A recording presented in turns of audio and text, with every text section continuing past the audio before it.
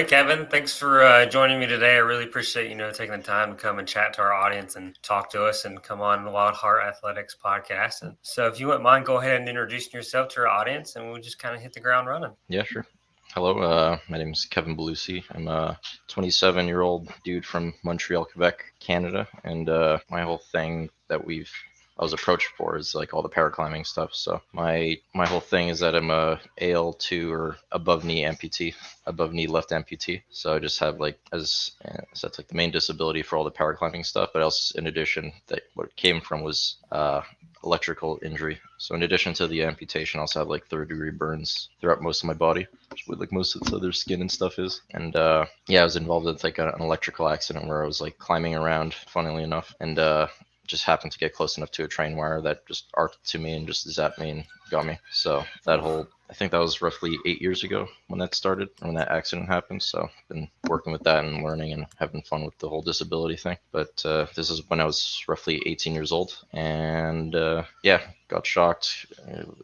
Had to go into like a coma for like 2 months, and then in the middle of the coma, I went through a few surgeries and stuff to deal with all the burns and all the skin stuff, and as well as the amputation. And then another month, 2 months of coma, then another month or so of extra surgeries to kind of like finish myself off for all the ICU and hospital stuff. And then once I was like finally all like finished with all my surgeries, then moved on to physiotherapy, because after 2 or 3 months of like not moving, I basically became like bedridden, where I couldn't move any part of my body, could barely like kind of get up from the bed. So physiotherapy is when I just made this whole like journey, roughly like a year's worth of time, going from like being bedridden to like getting up out of bed to being able to like maintain sitting up and like standing at the edge of the bed and standing up on one leg, and then moved on from like using like what do you call those, like crutches, and then like a rolling crutch, and then using a wheelchair, and then forearm crutches, and then one forearm crutch, and then forearm crutch with like with my leg and stuff. So that's when I started learning how to use like a prosthetic knee and leg, and got involved with that, and then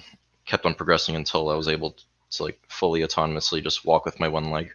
And a lot of this is kind of like mixed and matched. There wasn't like a definite point of like when I finished my rehab. It was kind of just like as I got better and better, I was able to return back to more normal things like school and all that. So there was a kind of, it was like a soft deadline of like finishing up my rehab at like roughly like a year in to the accident. And then yeah, by that point, after that, it was mostly just like focusing on school and going through university. And university was its own little experience after 4 years, and studied aerospace engineering and graduated that like 3-4 years ago, I think. And then Nice. after I finished all my university and stuff, I had all this free time. So I just was like, okay, I guess just start doing hobbies and stuff. So I picked up on climbing, got more and more involved with that, and that's its own little story of just like going through all the paraclimbing stuff, which I guess I can keep on going into. But Well, I got a question for you though, yeah. because you mentioned aerospace engineering. So, like, were you already kind of interested in that stuff before you went to university for that, or kind of how'd you get involved in that? Because that's really interesting. I'd love to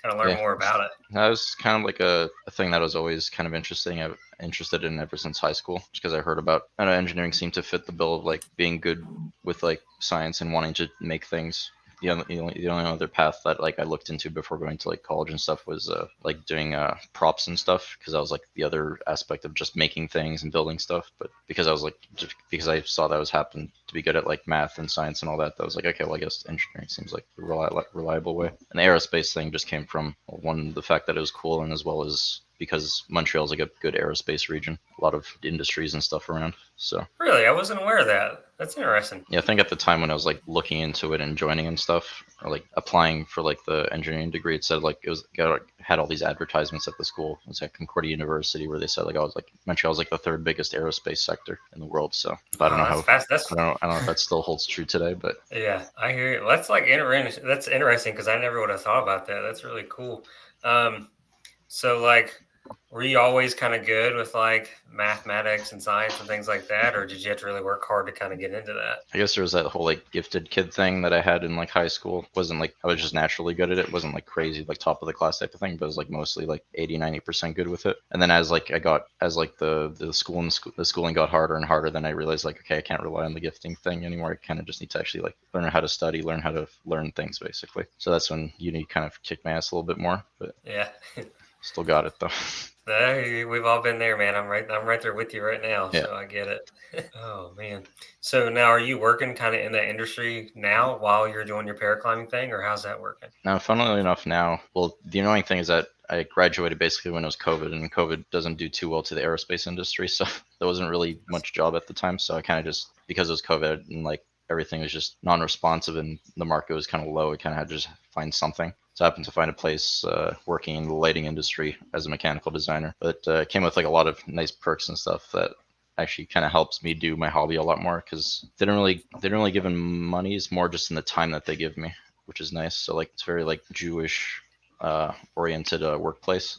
It's a place called Access Lighting, and yeah, it gets all like the holidays and stuff off, including all the Jewish holidays. And one of the other aspects is that when there's no like work allowed on the weekends, but the weekend starts when like the sun sets and on Friday. So then like once it's winter, when the Friday when the sun sets even earlier and earlier, we get to go home earlier and earlier. So it's just like all these like little time Yeah. additions and stuff that I get. Even for all this climbing stuff, I even asked them. I just approached them and asked them like, "Oh, is there any way you can sponsor me in that thing, or any way you can help out?" And we came into agreement, and they gave me like another two weeks off of vacation time, so that helps a lot. So I was able to use that for Innsbruck to get there, and yeah, it's good. Oh man, that's really cool that your company worked with you like that to kind of keep you Yeah, around, help you to go climb and things like that. Because you guys, like you said, you just guys, I think a bunch of you guys just got back from Innsbruck, so you guys yeah. had Worlds, and now is it Worlds? Is it the final for Worlds that's in Innsbruck all the time, or how's that work? I think like a couple months ago, they actually recently added like a third venue for the paraclimbing World Cup. So it used to be just like Salt Lake and then Innsbruck, but then they recently added Arco, Italy. But like when I asked a lot of other paraclimbers, there's quite a few of them who were saying like no, they wouldn't go to it, including me, because it was just like too last minute, and it's like so much more extra money and time to take off work and stuff to go. But I mean, I would love to do it, but Yeah, yeah, it's just not on the budget now. Time or money budget. I hear you. I hear you. That's understandable. Yeah, I can understand that you guys got to work, and then like you said, I know some. Talking to a few climbers here in the U.S., they were saying that everything they got to do what they can to get some funding, but mostly it's kind of out of pocket for them Hmm. too. And it's very apparent during the Salt Lake as well as during the Innsbruck World Cups is that it's like Salt Lake, you only tend to see most of the North American people there. It's mostly North Mhm. American people, and then with a few, not a few, but still quite a lot of Europeans who come there, especially like the Japanese and stuff. But then in Innsbruck, it's like less Americans and more just even more like Europeans and Spanish and people. So I assume there's a lot of like logistical bottlenecks for people. So It probably could be. I could see that being an issue, like the logistics. Logistics are always complicated, especially with delayed flights and things like that. And then mhm. kind of going back to funding. So, how'd you kind of get involved in the para climbing community and things like that? And would you mind telling us your describing your experience the first time you went climbing after your accident? So the first time I went climbing, I guess for like little things, like at little events, there's a thing called like Nebraska tree climbing, which is just kind of like it's kind of like a via ferrata, but on like trees and stuff. But it wasn't really an event. We got, I guess that would be the considered the first time I climbed. I guess it was just like a little like event thing that we kind of just went to and just did that and had fun with it. But the climbing really started was when I was well, once I finished graduating and had the free time and started like signed up at a local gym, place called the Beta Block, and just climbed there for like a year or so, just doing boulders and whatnot.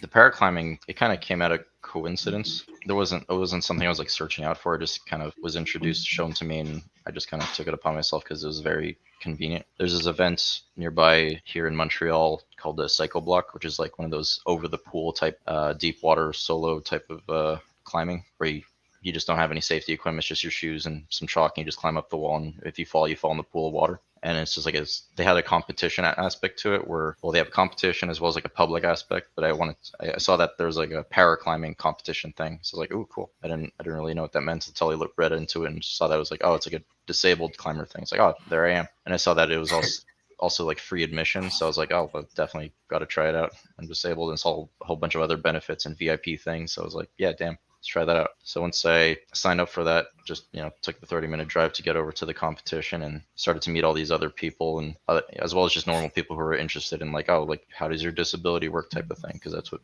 a lot of people, most normal people, tend to have, which is understandable. But yeah, finally just meeting other paraclimbers, it was like the first experience that I had. I think this is in 2021, the Cycle Block. And yeah, that's where I met a lot of the mostly Canadian and US teams people. So I got introduced to them. I didn't even really know about like the whole world of paraclimbing and like the IFSC and all that at this point.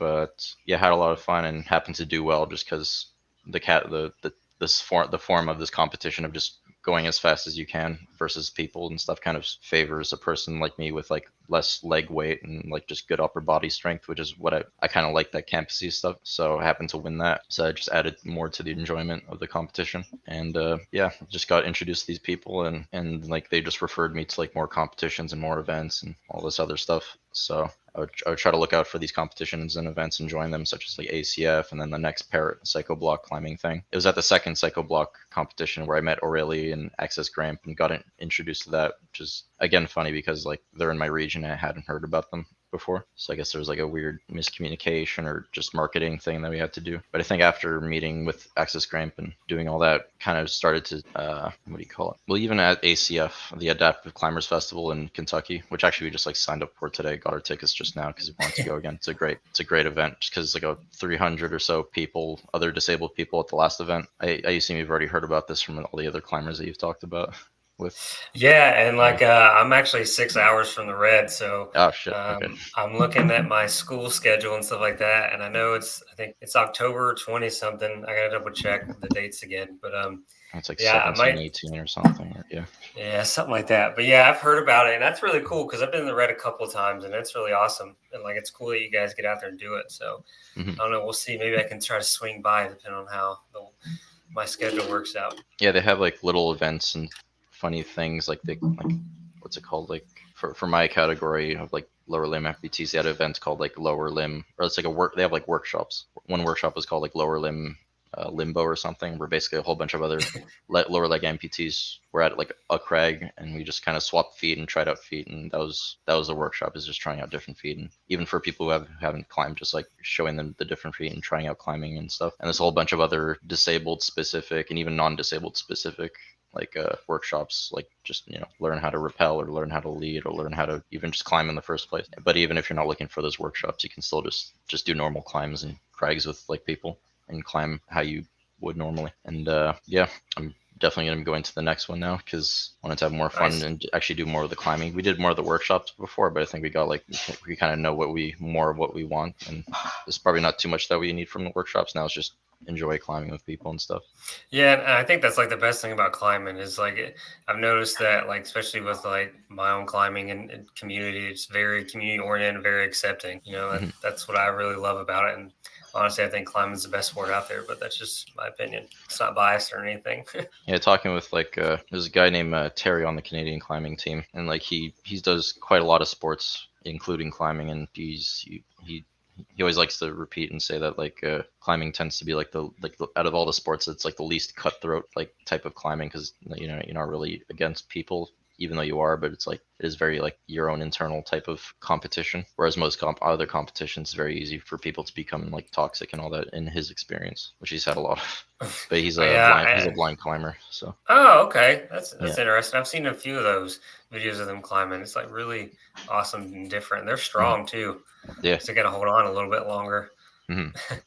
But yeah, I can see, and like you mentioned, climbing's such a supportive community, even if you are competing against each other, right? And it's more, like you said, internally driven when it comes to like training, competition, and like just personal performance. A lot of people are like, yeah, I don't really care about other people. It's about did I improve this climb or this time, or did I improve from last year or this competition? That's what I Hmm. really like about it too. And it's starting to gain like a lot of popularity too. So I don't know if that the popularity will start to like spoil that a bit and like start to add the toxicity and add more people in that way. But for now, it's been pretty good. It still Yeah, I is. think It's good, yeah, you'll even probably with still the have those popularity. boulder bros, I'm sure, everywhere. I think those are going to be around, but like I think the majority of us will like it even if it is getting popularized.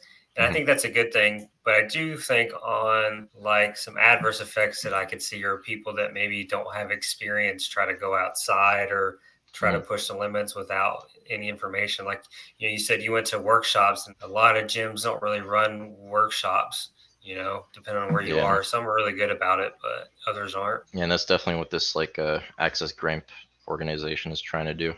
I'm sure there's other like disabled specific organizations probably mostly do the same thing. Of what they do is that they like create events that are specific to just allowing like new and wheelchair people and like creating events that have all the accommodations for like even more disabled people to get up on the wall.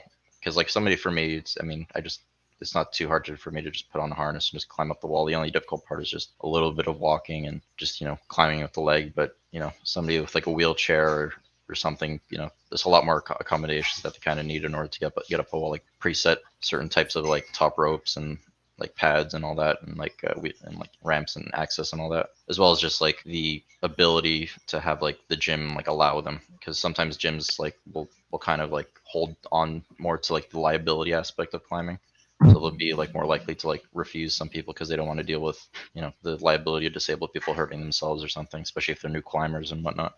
So I've heard cases of people being refused and stuff at like some local gyms and whatnot, or not local gyms, but like a local gym, and just some weird stuff like that. Oh yeah, I see what you're saying. I kind of follow what you're talking about. Yeah, I can see both perspectives. Like, it's just because people are very hesitant, and like you said, the liability and legality things are there too. But I think it's also just an understanding, and people probably don't have they don't see how capable you guys are. I mean, you guys are Mm-hmm. athletes. Like, no matter whether you're climbing, you're running, you're playing rugby, no matter what, Mm-hmm. even whatever adaptive sport you're playing, you're an adaptive athlete, and you guys train like it. Mm-hmm. That's the thing that like people don't understand, or maybe they can't comprehend it. Yeah, having the team jerseys and stuff like that helps a lot. But even like during I think, what was it, when I was at U.S. Nationals to climb there, even had an issue there where like we had after having the classifications, they were telling me that like, maybe you might not be able to climb with her. Like normally when I climb with my leg. Right now I'm like learning how to climb without and with and stuff. But for most of the years I've been climbing with the leg on, just because I just used to that. It's easy to kind of just put on a shoe and just go instead of having to like Yeah. reconfigure stuff and adjust and then like go. But even at US Nationals, they were like telling me that, oh, maybe you won't be able to climb with a leg, which is kind of annoying to like learn like the day before competition type of thing. So, but the reason why they didn't allow was because they said like, oh, if your knee is powered, have like a powered knee. It's like called like a C leg 4 or something. It's just a knee component on my leg, but they didn't allow it because simply because like, oh, it's powered with electricity, meaning like it could possibly give me an advantage. But with my knee, it doesn't Uh, actually give me my leg, and that plays into the whole aspect of like, oh, people just like learning and trying to not understanding properly. But like once we actually showed them the knee and how it works and stuff and explained it to them, then we were able to convince them like, oh yeah, actually, yeah, this should be fine. This doesn't actually give you an advantage. If anything, it's actually worse. But it's basically that like the knee that I have, it doesn't like provide any like extension on the bend, like when you like stand up or squat up or something. It only mhm. provides like dampening on the way down, and that's what the electronics are for. So that when I fall or when the knee isn't perfectly straight and I fall, it doesn't like fall like collapse like a mechanical hinge or something. It'll just like slowly dampen so I can have time to catch myself and all that, as well as just like slowly go downstairs and all that. But it doesn't. There are other knees that do have like some like features to extend and like provide power that way. But even for climbing, I don't think they're really that good. I know like the Genium and all that, that's like the top of the line type of knees that would do that, but it'd be very difficult to like use that to your advantage, I think.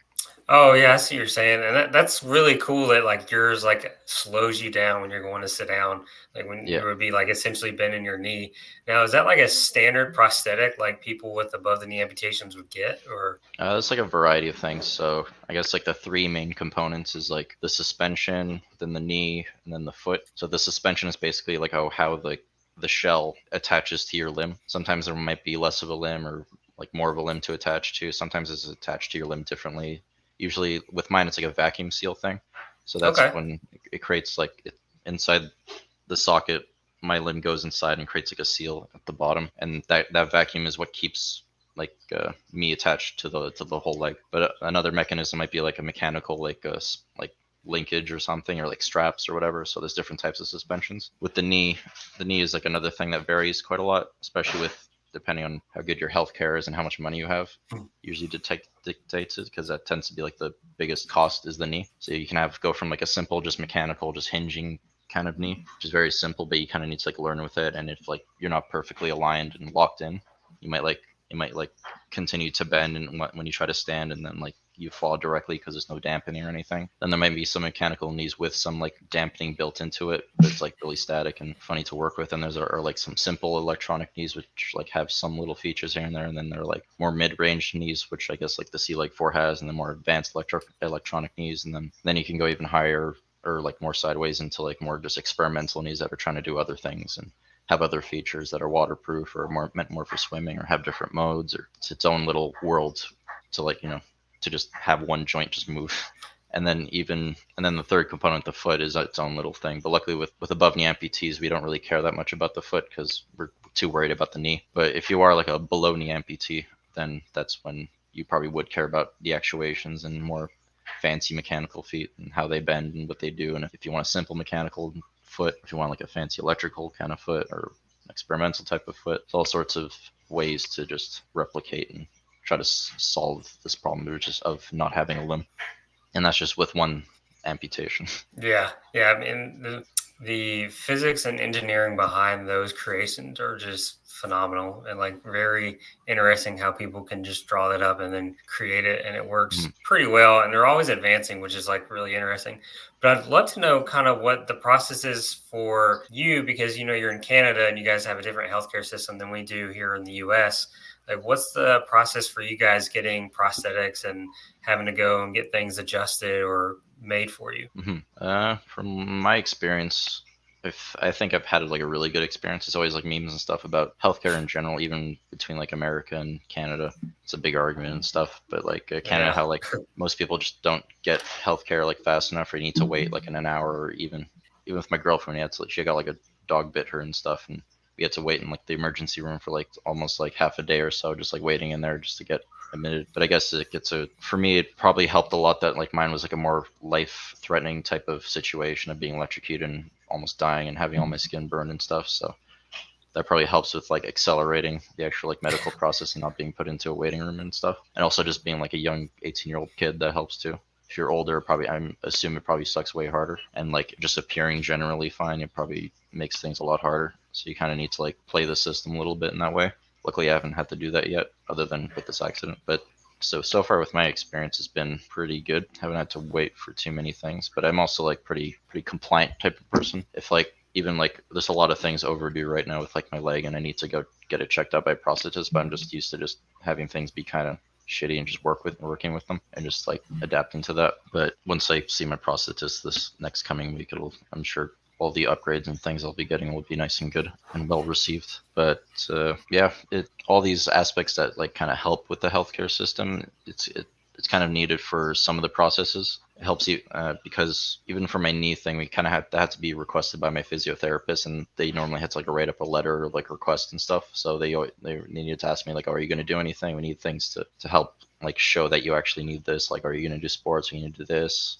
We need to like set up this request as best as possible so that you have the best chance of getting the thing, whatever it may be, whether it be a knee or like a running leg. Or so there's like a bit of that, just playing the game type thing going on. I got you. No, that makes sense because, like, you know, I've seen like physical therapists having to write letters and stuff for patients to get specific things, or to like insurance companies and stuff like that. I've seen one guy had a total knee and it wasn't completely straight, so we got him a brace or something like that. But Mm-hmm. um, kind of going off, like, what are your appointments like though? I talked to her name's Morgan. She's a paraclimber for the USA team, I am Morgan and she was Lundin, yeah. saying, yeah. So I was talking to her. She said it's like a week long process for her. So I'm just kind of curious. And like, you know, have you ever been in like an appointment and they get everything kind of situated, almost fitted, but then it's still like a little bit uncomfortable? Like, do they take it back and try to maybe make it less comfortable, or they kind of just like deal with it? Like, what's kind of the outcomes with that? Yeah, I think that just comes down to like most things that have like a person serving you is just like you need to find like the right fit. I mean, with us, we're all working with prosthetists.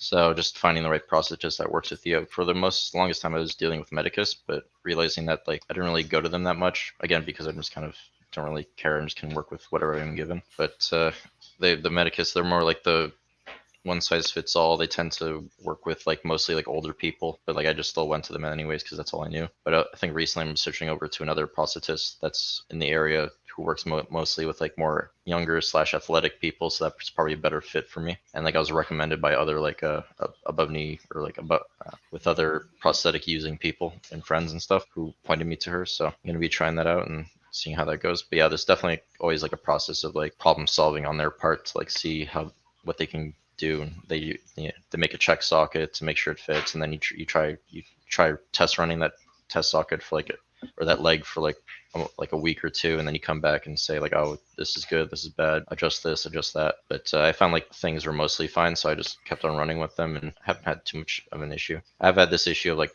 a constant wound and stuff, but I've never been able to get that fixed. So I think I might try to like pursue that a lot more of like getting the wound fixed, because this haven't had a solution yet that's fully fixed it all the time. So that's probably going to be its own little fun thing to deal with between me and this new prosthetist. But yeah, there's I always got that you. process of back and forth and design and redesign and all that. Yeah. What was it like your first time like walking with your, new prosthetic? Yeah, just a lot of discomfort and pain and stuff, because it's just like weird and your limb's not initially used to having the force and stuff. Especially Yeah. with me, mine's like another annoying added case, because like I don't have the amputation as well as like the burns and stuff. So like I'm like suspensioning onto like bad skin, or like sensitive scarred skin. So that's like a thing to deal with, which has its pros and cons. Like it doesn't sweat, but it does sweat in some places, and there's not too much hair, but it doesn't like chafe as easily. But it is very sensitive in that one area where most of the force is going through. So I have a permanent wound there until I get that fixed by the new prosthetist, hopefully. But yeah, that was it.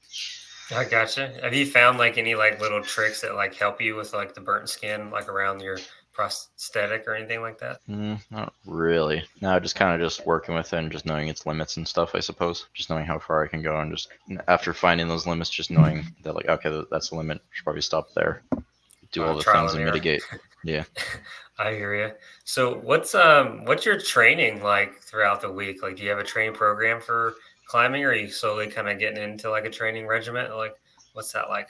Curious. I think in preparation for Salt Lake, I tried out like a training program because it was offered through Access Grant, that like they got a coach named Baptiste from France, and they were able to get like a thing set up where like they had a discounted like training program set up with them. And I never did any training. I kind of just climbed all the time and whenever I felt like it, and that seemed to work for like the local competitions. But yeah, I wanted to just try it out and see how it is, and tried it out, and yeah, felt like it definitely helped in some way, but it also kind of like took the fun out of it, sort of thing. I was kind of like not looking forward to like, I gotta go do the training thing. No, I don't want to do, I don't want to be here right now, and that kind of aspect. So I just kind of had to like roll with it, and just had to just run with the procedure just to see how it would do, basically, and tried it out. I think it's like okay. Yeah.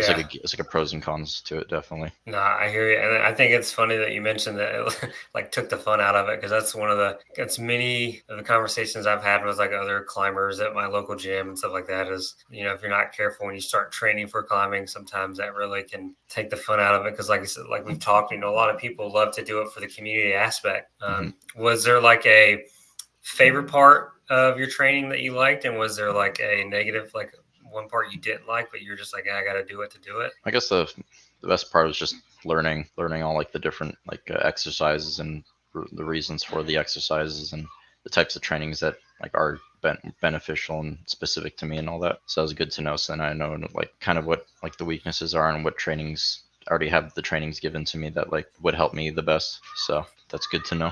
So I can kind of continue doing those warm ups and those warm downs and those specific types of drills and all that, as opposed to just doing whatever and just climbing whenever and injuring myself and stuff. I hear you. Did Luckily, you not too many do injuries, any? but Oh yeah, no, I don't want no. I hear you there. Those are hard to come back from. mhm. Did you do any like athletics as a kid before anything, or? Not really. I guess I just played outside like a kid. I guess like there's just like climbing trees and buildings and stuff, but that wasn't like a regular thing. The only thing that was like official on a team and stuff in high school was like a rugby thing, but that like was just for like a semester and that was about it. But yeah, just nothing specific. I guess I tried out going to the gym in the university, but that was like I don't know, like once or twice a month maybe. Is you only did it like to go with friends and stuff. Yeah, But it was not never anything consistent. It was just kind of like I was always just like a skinny, semi-athletic dude for like most of my life. So it's only after the climbing consistently that I actually started getting like a shape on my body. I hear you, man. Yeah, That's kind of how I was. This scrawny, skinny kid, that yeah, looked athletic. Um, something right there with you. yeah, That's awesome. And so I'm gonna take it that you didn't climb until after your accident and you got into paraclimbing is what it sounds like. yeah, yeah. Okay. I got you. Now, since you've kind of like gotten into the community and stuff like that, has there been any like body that's like really kind of taking you under their wing and has like mentored you throughout this process and kind of brought you in and gave you all the tips and tricks that they learned and things like that? I don't know. It kind of changes. It just feels like everybody's kind of that person, whoever I'm with, basically, who has like most experience and is with me. So the kind of like convenient thing about the climbing is that like it has a nice like easy steady upgrade path where you can like slowly add on things. So like if you just want to get into climbing, all you need are like shoes, and chalk is like even optional.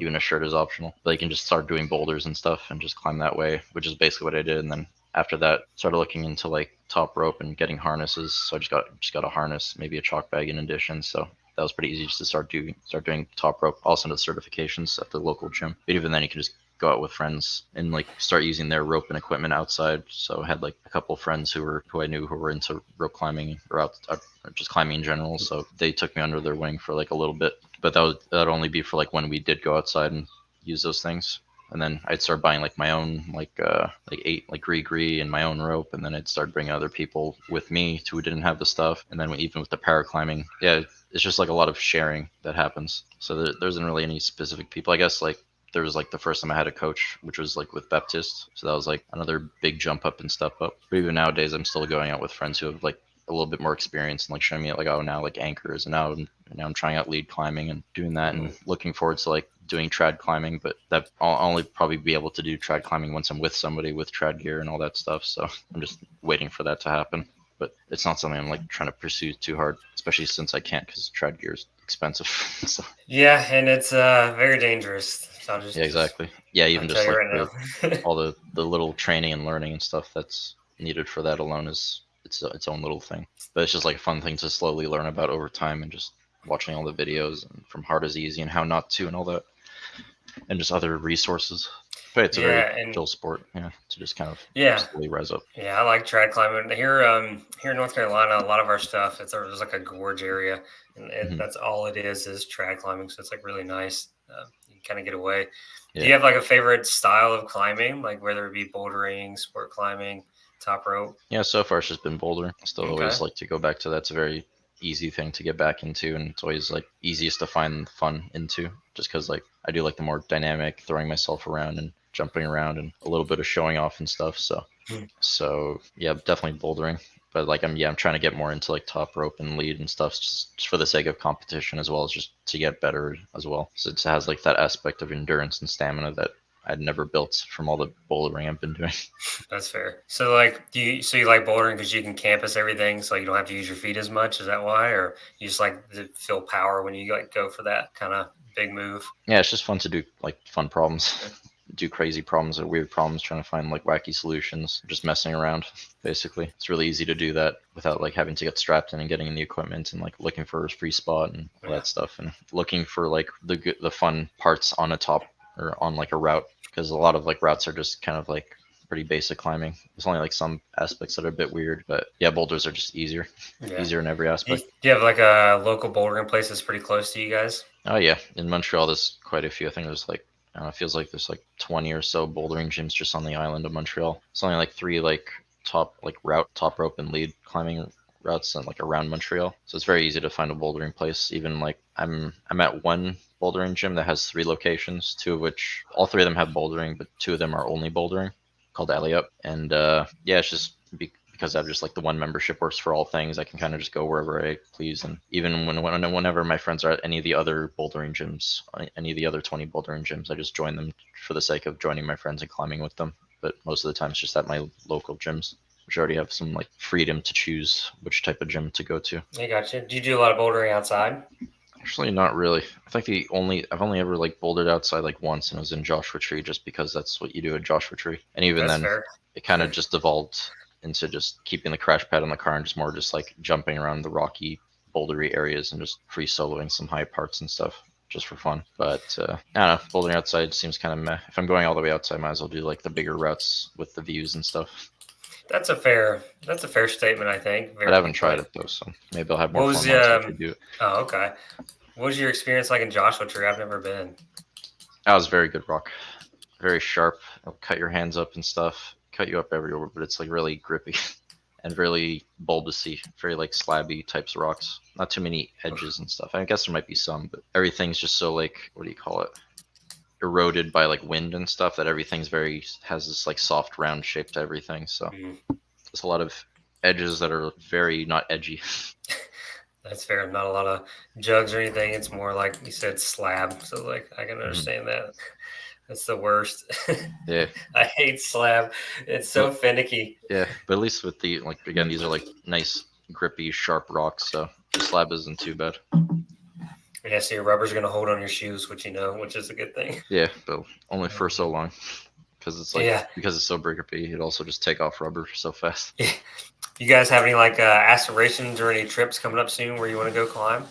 Not really. I guess just like sometimes there might be a competition in Boston. I think just waiting on the announcement for that because there's like a good paraclimbing community down in Boston with like the CRG people and stuff. There's quite a few people down there, so they tend to have like paraclimbing specific competitions or events down there. So we're waiting for that to open up, and we're probably going to join one of those because it's like easy like weekend trip there. And then especially just ACF right now. So those are the main things. The only other thing to really look forward to that I don't know is just other local comps and just the world stuff as well. Hmm.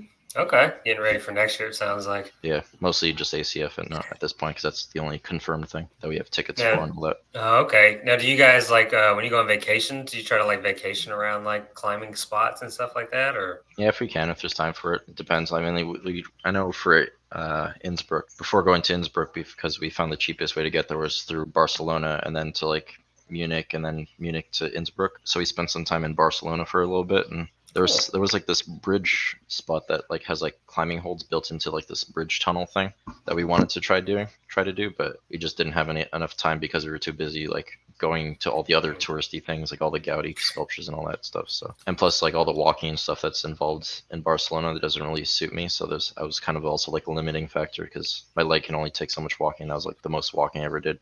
I was just walking nonstop for like 3 days, so tired me out just before the competition. But yeah, if I think there's one time I went to France and I just made the excuse to kind of just go to one of like the local climbing gyms, just kind of try it out and just climb, just have a day of climbing basically, and that was fun. So yeah, this if it's always like an option if it can be fit or if it's like as high of a priority as other things as it were. So that's how we fit it in the climbing. So it's I definitely got you. thought of. Yeah, it's kind of like on the butt. It's like it's there, but it's not. You're kind of worried about seeing like you said, the Yeah, touristy stuff, which I can't yeah, blame you. I mean, it's kind of cool going to another country and seeing like their culture and like some of the history. yeah. I mean, if we either if we go to Barcelona again, then maybe we'll try to prioritize the other things since we've already seen the other things. So it's just how it is. Unless it's like a climbing specific trip that we're gonna go on, such as like ACF or something. Ah, okay, I got you. What was like the coolest thing you saw in Barcelona? Yeah, probably just that church. Something familiar. Big ass church. What's it called again? Or I don't know. I just remember what it looked like. I don't really remember the names. God damn it, internet's being slow now. Ah, there we go. Basilica Sagrada Familia. Oh, okay. I've never heard of that. I gotta look. I'll have to look it up. It's I very love. is definitely there in the city of Barcelona. It's like even when you're on like the top mountains and stuff, it'll kind of just be sticking out in the middle of the city. It's very tall and very unique looking structure. That's really cool. It's really it's interesting and also very convenient that like all those European countries are like roughly right there, and you could Hmm. get to like one in a day or take a train here, you know, and stuff like that. That's really cool. It makes traveling very easily also interesting because, like you said, you can hit all those countries. Hmm. Yeah, the European Union is very comes in handy for tourists Yeah, when everything's on like connected in some way on some network. So that was very good. Even just like in terms of the culture and stuff, every city just has like its own like hundreds of years of like history within each city. So even Barcelona wasn't like the one of the selections for like a intermediate place to go to in order to get to Innsbruck. There's a whole bunch of other places that we could have gone to, but Barcelona just happened to be the cheapest and still interesting place to go to like lay over during our flight. it's really cool. Can't wait to make it over there one day. Is there like any like other specific countries you want to try to hit on the next time you go to Worlds next year? Not sure, maybe more Germany or something, since that's also Okay. kind of on the way. I mean, that was like the only other direct way was to get to Munich, because like Munich is like, or Innsbruck is just like 2 hours south of Munich, so it's just like a quick bus ride that's provided by Lufthansa and all that. So it was nice and convenient. All right, nice. So, like, Kevin, moving forward, do you have any like aspirations for like next year when it comes to Worlds? And like, I know you said you're going to the Climbers Fest in the new here soon. But do you have like any other like aspirations? Like, do you want to try to train harder this year or things like that? Yeah, I suppose training harder, mainly with like just building the endurance, because I'm still like a bouldery person who can like do boulders fine. I can do the moves. It's just, once I get to the moves, then I'm already like so tired that I can't do anything. So that's been the main problem, is just trying to build that endurance. I'm just trying to last longer than like 3 moves. I got you. Get that forearm pump. Yeah, exactly. It's But the yeah, worst. most of the plan for the future in terms of paraclimbing is just kind of continue to just try out and do new things and all that, and say yes to more opportunities and join these paraclimbing things, which is where I tend to get more exposure from like climbing aspects and just meeting more people and stuff. So it's always cool. It's always have fun with these things. So that's what I like doing so far. And that's what I'm going to be pushing for. I got you. That's good, man. That's awesome. It sounds like you got a really good plan. And then kind of like one of my last questions really for you is, do you have any like advice you would give to someone that maybe is just like kind of going through like a life transition? They've just had some type of accident or event happen in their life, and now they're, an adaptive person. What Mm-hmm. would you kind of tell them, or maybe some advice you have for them? Well, from my own experience, I was able to sum it down into one word of just the word continue, to kind of continue with like life and continue with the procedures and just try to just get yourself stabilized, so that way you're able to think and like able to work on yourself and figure out what you want, sort of thing. So even for me, like the whole like trying stuff out, that's just my like default place. After I've stabilized, that's when I'm like, okay, now that I'm good and everything's fine, now I can start looking into like adding on more things and taking in stuff now, such as climbing and all these community and meeting all these paraclimbing people and stuff. Even like trying out stuff like this right now, like trying out podcasting and Yeah, talking to people about it and sharing. So yeah, just looking forward and continuing. I got you. And do you think it's like, think it's important they try to find like a support system and like a community? I don't know if I would say the paraclimbing community is like a support system. They're just, it sounds bad, but I'd say they're just like a great addition to life, I Yeah, suppose. I gotcha. Yeah. I hear you. Well, Kevin, man, I really appreciate your time tonight and talking to us and talking to our audience and sharing a little bit about yourself. I'm glad to hear you're safe back from Innsbruck. Sounds like you guys had a really good time and got to go to Barcelona of all places. That's really cool. A little party city, I which hear is you. what I didn't know before I was in there. Uh-oh. Did you find out the hard way or the easy way? The easy way, with lots of alcohol. That's fair. All right, Kevin. Well, you have a great evening, okay? You take care. Yeah, sure. Thank you, Ben. Bye bye. Bye.